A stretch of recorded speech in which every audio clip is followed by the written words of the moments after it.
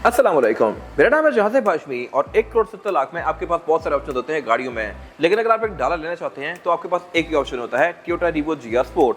लेकिन रीवो से बहुत बेहतर ऑप्शन भी एग्जिस्ट करते हैं और इसी प्राइस में एग्जिस्ट करते हैं। वो क्या है, मैं कवर करने वाला हूँ इस वीडियो में। फिलहाल अगर बात कीजिए इन दोनों गाड़ियों की तो ये है फोर्ड F-150 2015 मॉडल और ये है टोयोटा रीवो V JDM जापानी इंपोर्ट 2020 मॉडल। ये दोनों ही गाड़ियाँ स्पेशल हैं ना, ये रीवो पाकिस्तानी है, ये तो वैसी अमेरिकन गाड़ी है और ये गाड़ियाँ अपनी वैल्यू को टोटली जस्टिफाई करती हैं। पाकिस्तानी रीवो भी अच्छा है लेकिन ये गाड़ियाँ लुक्स के लिहाज से बहुत मॉन्स्टरस हैं। इन दोनों की डिमांड 1,70,00,000 है। ये सेकंड मोटरस्पोर्ट के पास अवेलेबल हैं और अगर आपने इनके बारे में कोई इन्फॉर्मेशन लेनी है तो आप दिए गए नंबर पर कॉल कर सकते हैं या फिर आप सेकंड मोटरस्पोर्ट को विजिट कर सकते हैं जो कि रावलपिंडी में DKG2 के गेट 1 के ऑपोजिट लोकेटेड है। हमारी एक और ब्रांच भी है रावलपिंडी में मरी रोड पे। अगर बात की गाड़ी की हाईलाइट्स की तो ये रीवो नॉर्मल रीवो से ज़्यादा ऊंचा है, ज़्यादा चौड़ा भी है रिम्स की वजह से और इसके अलावा इसमें फीचर्स भी कंपैरेटिवली पाकिस्तानी रीवो से ज़्यादा आते हैं। जैसा कि इसमें रडार है, अंदर बहुत सारे फीचर्स दिए गए हैं, एयरबैग इसमें ज़्यादा आते हैं। ये फोर्ड है जो कि फीचर्स के लिहाज से इंसेनली इक्विप्ड है और साइज़ के लिहाज से ये गाड़ी बहुत बड़ी है। ये दोनों गाड़ियाँ फिलहाल बराबर खड़ी हुई हैं बैक पे, लेकिन फोर्ड आगे इतना लंबा जा रहा है क्योंकि ये XLT ट्रिम है और ये अच्छी खासी बड़ी होती है। फीचर्स के लिहाज से भी ये ज़बरदस्त है, इसमें पैनोरामिक रूफ है और पावर के लिहाज से भी बहुत नेक्स्ट लेवल पे है। टेक्नोलॉजी इसमें वही है जो कि LC300 में आ रही है, 3.5 ट्विन टर्बो। ये सब कुछ 1,70,00,000 में है। खैर, overall these are great pickup trucks and today I am going to compare them.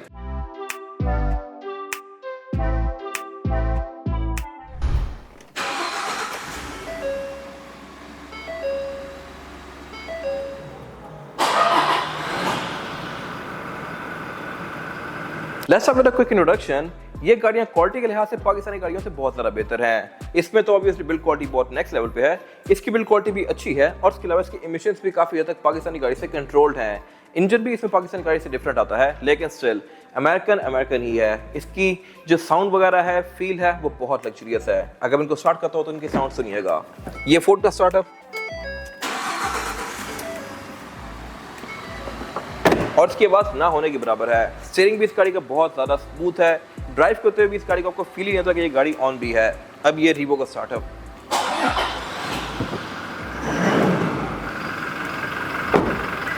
अब रीवो की आवाज़ कंपैरेटिवली इस गाड़ी से डबल है जबकि पावर इसकी इससे आधी भी नहीं है।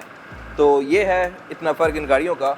ऑब्वियसली गाड़ी डीजल है, ये गाड़ियाँ शोर ज़्यादा करती हैं बट स्टिल प्राइस पॉइंट के लिहाज से ये गाड़ियाँ बराबर ही हैं, तो मेरे ख्याल से ये गाड़ियाँ भी कंसिडरेबल ऑप्शन है। बाकी अब अगर बात करें गाड़ियों की लुक्स की तो लुक्स के लिहाज से किसी की अपनी ओपिनियन है।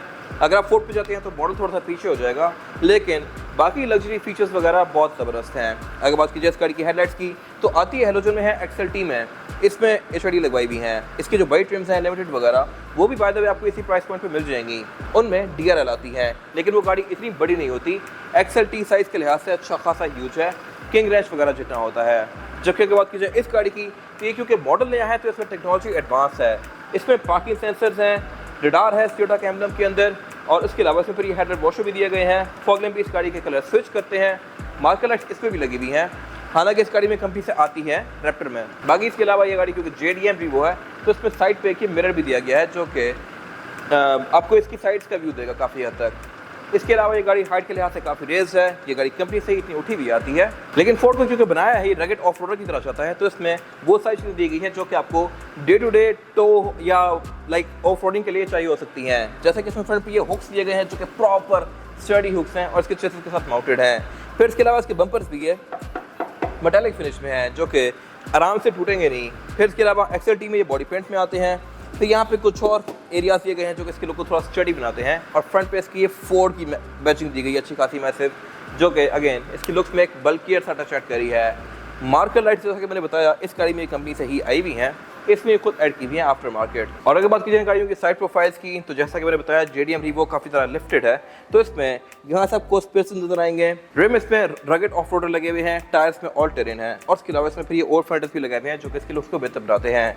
फिर JDM रीवो में आपको मोस्टली ये वाले साइड सब देखने को मिलेंगे और इसके अलावा इसमें फीचर्स ठीक हैं। इसमें स्मार्ट एंट्री आती है और इसके अलावा इसके साइड मिरर भी रिट्रैक्टेबल हैं। बाकी यहाँ पे सब कुछ बिल्कुल सिंपल प्लेन सा है। और जहाँ तक बात है इस गाड़ी की साइड प्रोफाइल की तो साइज के लिहाज से ये गाड़ी एक फुल साइज पिकअप ट्रक है और इसमें भी फिर अलग अलग व्हील बेसेस आती हैं। इसका लिमिटेड या फिर रैप्टर वगैरह साइज में से छोटा होता है।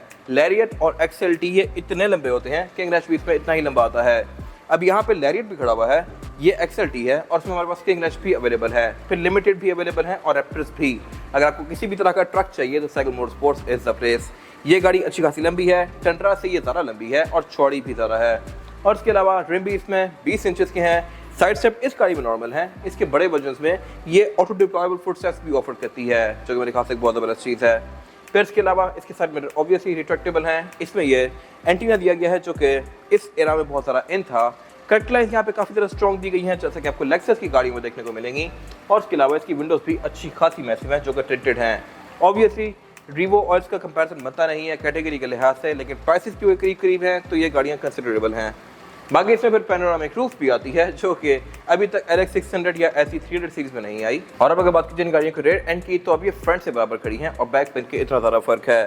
खैर अगर बात कीजिए फीचर्स की, तो ऑब्वियसली गाड़ी ज़्यादा इक्विप्ड है, ऑल्दो ये गाड़ी पुरानी है, बट ये भी लुक्स के लिहाज से खूबसूरत है। रेस ये ज़्यादा है तो ये गाड़ियाँ बराबर लग रही हैं, वरना नॉर्मल रीवो इससे काफ़ी नीचे होता है। इसमें बम्पर भी पाकिस्तान रीवो से ज़्यादा बड़ा आता है। एग्जॉस्ट इसमें डुअल लगे हुए हैं। साउंड नोट इसका है नॉर्मल, लेकिन लुक्स के लिहाज से एग्जॉस्ट ज़्यादा बेहतर लग रहे हैं। फिर इसमें पार्किंग सेंसर्स आते हैं। टेल गेट्स का नॉर्मल सा है और इस पर ट्राई फोल्ड शटर लगी हुई है, जैसा कि US की या फिर इंपोर्टेड गाड़ियों में आती है, जिसको आप आगे की तरफ फोल्ड कर सकते हैं। बेड इसका है तो स्पेशियस, लेकिन ये गाड़ी बहुत नेक्स्ट लेवल पे है। अब अगर बात कीजिए फोर्ड की, तो इसमें बैक पे एक तो प्रॉपर टोइंग गियर आता है और फिर इसमें भी पार्किंग सेंसर्स हैं। बैक पे से कैमरा भी आता है और इसके अलावा ये फोर्ड की फील्ड कंटिन्यू करती है एंड टू एंड, जो कि इसकी लुक्स को बहुत बेहतर बना रही है। टेल लाइट्स की है काफ़ी पतली सी अगर बैक से देखा जाए तो, जिसकी वजह से इसका ट्रंक का जो गेट है ये अच्छा खासा बड़ा है और इसमें लाइट्स भी आती हैं ट्रंक के गेट पे भी और इसके अलावा वहाँ ऊपर भी। तो लाइटिंग की सिचुएशन भी इस गाड़ी में बहुत ज़बरदस्त है। एग्जॉस्ट इसमें एक ही है राइट साइड पे, एग्जॉस्ट नोट भी इसका बिल्कुल नॉर्मल सा है, लेकिन बेड इसका अच्छा खासा स्पेशियस है और इसमें भी ट्राइफोल्ड लिट आती है अगर आप US से लेना चाहें तो। बाकी इसके अलावा इसमें फिर ये जो रेयर विंडशील्ड है ये भी आप अंदर से इलेक्ट्रॉनिकली स्लाइड करके ओपन कर सकते हैं। इस गाड़ी में फिक्स है, जो कि पाकिस्तानी गाड़ी में भी विंडो आती है, जो कि आप हाथ से मैनुअली ओपन कर सकते हैं। और जहां तक बात है इंपोर्टेड की साइड्स की, तो इनमें साइड स्टेप्स काफी आते हैं। अभी इस गाड़ी के अंदर भी ये एक स्टेप दिया हुआ है, जिसको आप इस तरह से नीचे करके इसकी बेड के अंदर चढ़ के जा सकते हैं। इसको आप फोल्ड भी इसी तरह से कर सकते हैं इजीली लाइक दिस। और जहां तक बात है फोल्ड की, तो इसमें भी ये साइड स्टेप आता है ऑन ईदर साइड्स, और इसको भी मैं इस तरह से डिप्लॉय करके इसकी ट्रंक के अंदर चढ़ के जा सकता हूँ। ये उधर भी दिया हुआ है, इधर भी दिया हुआ है। इसके बड़े वर्जन में ये साइड स्टेप इसकी डिग्गी के गेट के अंदर आता है, जो कि मैंने पहले कवर किया हुआ है उनके रिव्यूज में। और अब अगर बात कीजिए इस गाड़ी के इंटीरियर की, है जैपनीज रीवो का इंटीरियर, जो कि लुक्स के लिहाज से ठीक है। कुछ फीचर यहाँ पे ज्यादा हैं, लेकिन मेजॉरिटी जो मोटे मोटे फीचर है वो पाकिस्तानी गाड़ी से ज्यादा ऑफर करती है। जैसा कि इसमें क्लाइमेट कंट्रोल सिंगल जोन है, पाकिस्तानी में डुअल जोन है, फोर्ड में तो डिफरेंट ही सीन है। फिर इसमें पेडल शिफ्टर नहीं आते, मीटर सिंपल है, मल्टीमीडिया स्क्रीन छोटी है, पाकिस्तानी गाड़ी में ये ज़्यादा बड़ी आती हैं। और इसके अलावा सनरूफ तो ये गाड़ी ऑफर ही नहीं करती world wide across the globe, तो ये गाड़ी हार्ड टॉप ही है। और इसके अलावा बाकी ये कोई बहुत सारा चौड़ी भी नहीं है इंटीरियर के लिहाज से। सेंटर कंसोल इसका ये साइज़ के लिहाज से इतना है, इतना, जो कि मैं अभी उसमें जाके कवर करूँगा आगे। और इसके अलावा बाकी राइड के लिहाज से भी ये गाड़ी बस ठीक है।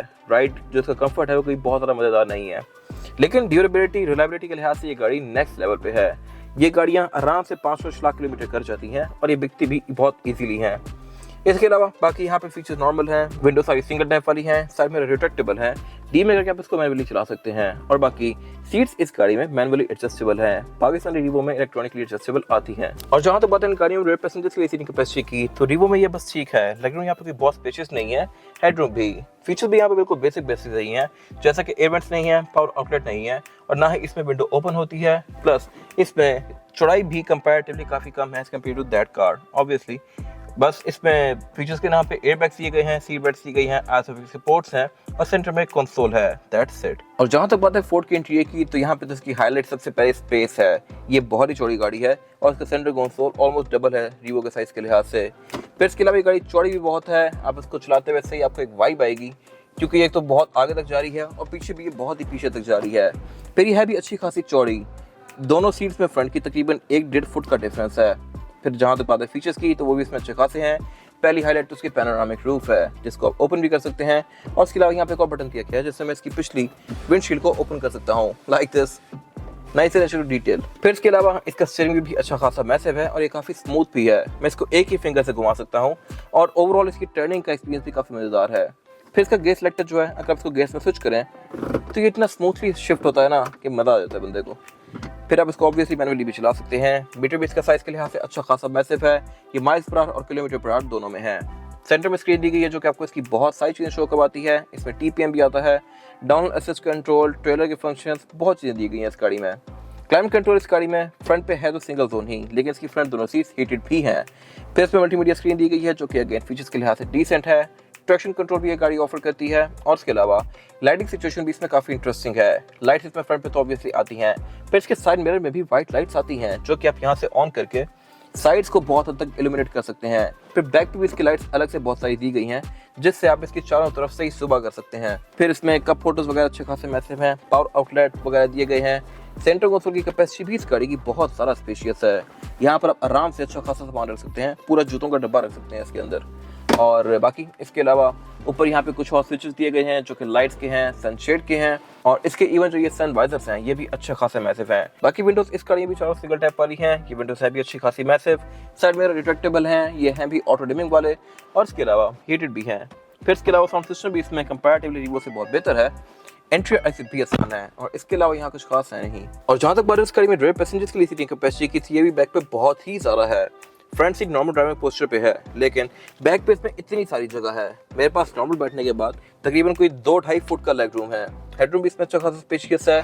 ऊपर जो सनरूफ है इसकी, ये भी बैक तक कंटिन्यू करती है तो इसकी फील भी काफ़ी ज़बरदस्त आती है। बैक पे 3 इंडिविजुअल सीट्स दी गई हैं जिनको आप अलग से फोल्ड भी कर सकते हैं। नीचे के स्टोरेज कंपार्टमेंट्स दिए गए हैं। सेंटर में बाकी इसकी ये विंडो है, 3 हेडरेस्ट हैं, सीट बेल्ट्स हैं, आईएसएस के पोर्ट्स हैं, एयरबैग्स भी ये बैक पे ऑफर करती है और रेयर पैसेंजर्स के लिए इसमें एयरबैग्स भी दिए गए हैं।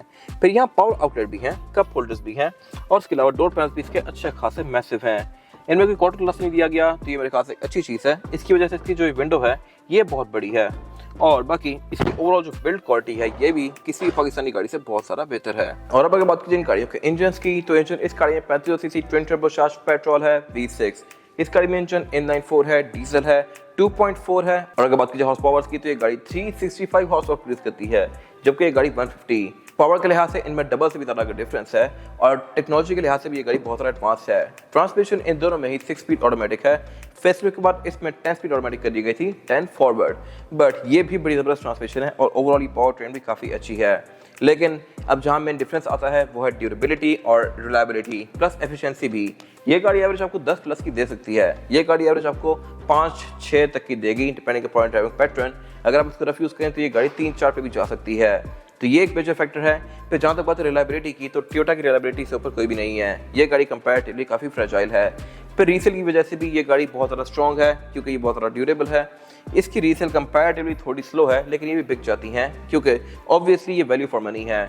और बाकी अगर बात कीजिए टेक्नोलॉजी की तो इसमें ABS traction control, drive modes वगैरह सब कुछ आता है। लेकिन फिर इस गाड़ी में टोइंग गियर वगैरह, हाइड्रोलिक, ऐसी बहुत सारी चीज़ें आती हैं जो कि इसको टोटली वर्थ इट बनाती हैं। ये था आज का रिव्यू। अगर आपका रिव्यू पसंद आया है तो इस रिव्यू को लाइक कीजिए, मेरे चैनल को सब्सक्राइब कीजिए और अगर आपके पास इन गाड़ियों से रिलेटेड कोई भी राय है तो उसको कमेंट सेक्शन में शेयर जरूर कीजिएगा ताकि वो लोग जो ये गाड़ियाँ लेने वाले हैं वो आपकी राय से फ़ायदा उठा सकें। अपना ख्याल रखिएगा। Thank you.